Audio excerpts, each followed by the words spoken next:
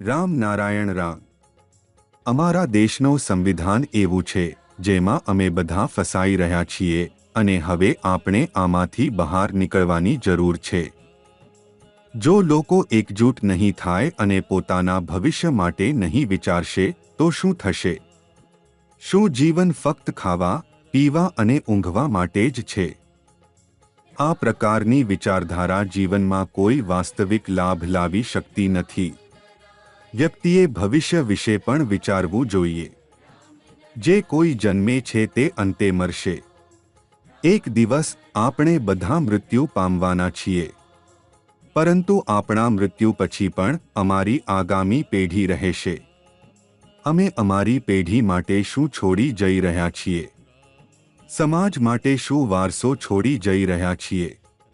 અમારા કર્મો, વિચારધારા, જાગૃત મન જે આપણા જીવનનું સાચું રૂપ છે તેને આપણે કેવી રીતે છુપાવી શકીએ? આપણું ચેતન મન જે કહે છે તે દરેકને જણાવવું જોઈએ. લોકોને વિચારવા માટે મજબૂર કરવું જોઈએ, કારણ કે મુશ્કેલ સમય નજીક છે. જેમણે આ સંવિધાન બનાવ્યું હતું તેઓ હવે અહીં નથી, તેઓ મૃત્યુ પામી ગયા છે. જ્યારે આ સંવિધાન બનાવવામાં આવ્યું ત્યારે તે વ્યક્તિગત માલિકીની સંસ્થાને સ્થાપિત કરવા માટે બનાવવામાં આવ્યું હતું.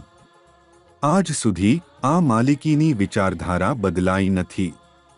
આ વ્યક્તિગત માલિકીની સંકલ્પનાને ધરતી પરથી દૂર કરવી જોઈએ. સૌપ્રથમ વ્યક્તિગત માલિકી ખતમ કરવી જોઈએ. શૈક્ષણિક જગતમાં જે ઠગાઈ ચાલી રહી છે તેને બંધ કરવી જોઈએ અને પ્રકૃતિ વિશે શિક્ષણ આપવું જોઈએ.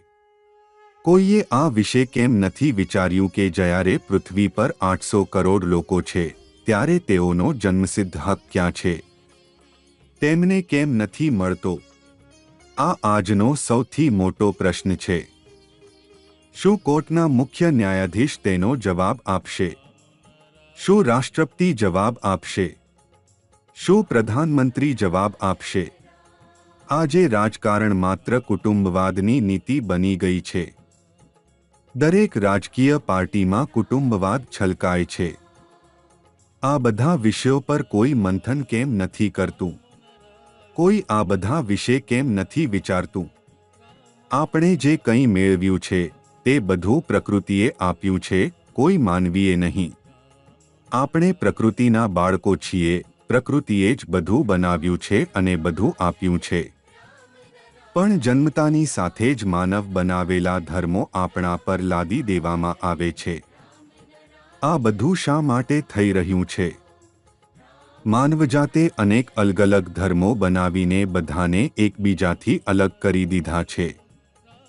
દરેક વ્યક્તિ ધર્મના બંધનમાં બંધાઈને ફક્ત પોતાની સ્વાર્થથી જ જોવા માંડે છે.